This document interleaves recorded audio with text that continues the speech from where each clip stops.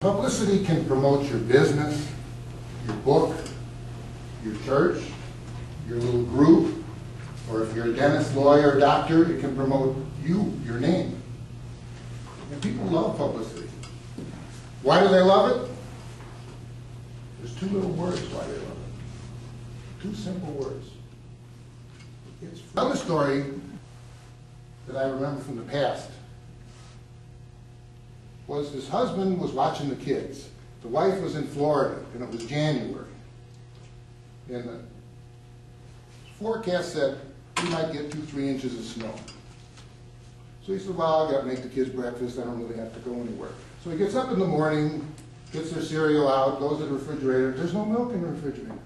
So, oh my gosh, I have to go over to 7-Eleven. He opens the garage door. The snow is more than 3 inches. It's up to his knees, and you know how that is in Colorado with our weather forecasters. So he says, my little Honda Accord isn't going to go through this. I'm going to have to walk to 7-Eleven. So he puts on his big boots, his winter coat, tells his oldest daughter, watch the kids, I'll be right back. Walks over to 7-Eleven, wind is blowing, he finally gets there, he's all a mess. He walks in, gets his milk, grabs a donut for himself, he figures that's all he's going to be able to carry on the way back. Gets up to the register, I forgot my wallet. The man behind the register turned out to be the owner because his people couldn't get to work, so he ended up staying there all night probably. He said, you know what, you went through such an effort, and I know you're going to come back here, it's on the house this time. Somehow the news got track of that, either he called him or someone did, and that was a publicity for that particular 7-Eleven. Publicity that people tell one another. And a good example is, you decide that you're going to build a fence around your house. You got a fence that's fallen down, you need a new fence. So somehow you talk to some people, or you mention to a friend, you know, a new fence guy or whatever. The word gets out. And somebody in the fence business, Bill's Fence Company, calls you and said, oh, I hear you're looking for a fence. We got the best deal, we got the best service.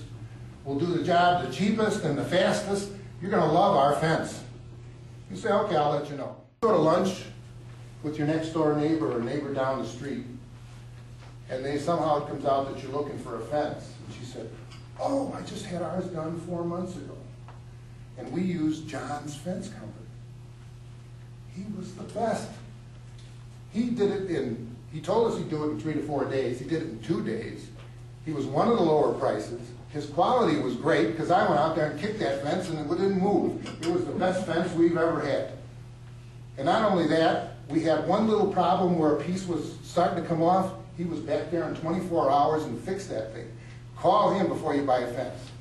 Are we going to call Bill's Fence Company, who just tried to sell you, or the one your neighbor already... Reporters. Occasionally you're going to get reporters by being an expert at the newspapers and the TV and whatever. Something comes up and you get a reporter.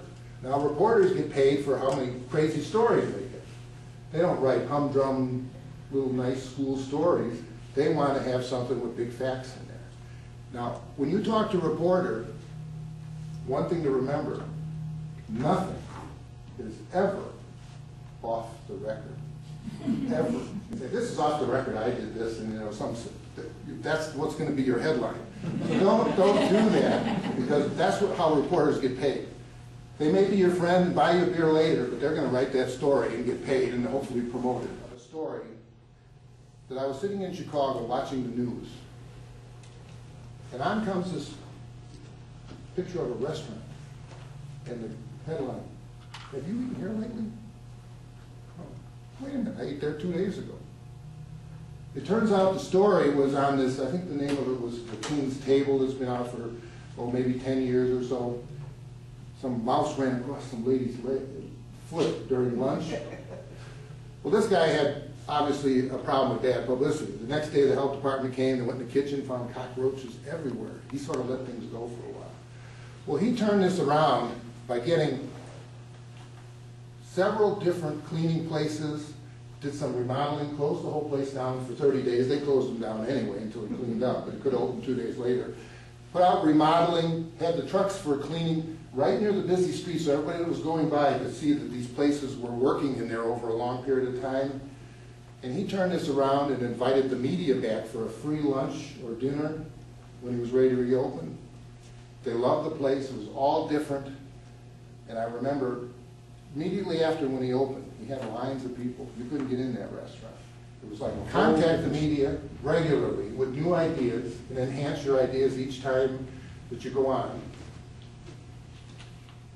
And I'm just going to wish you all good luck with the media, and I'll see you in the news.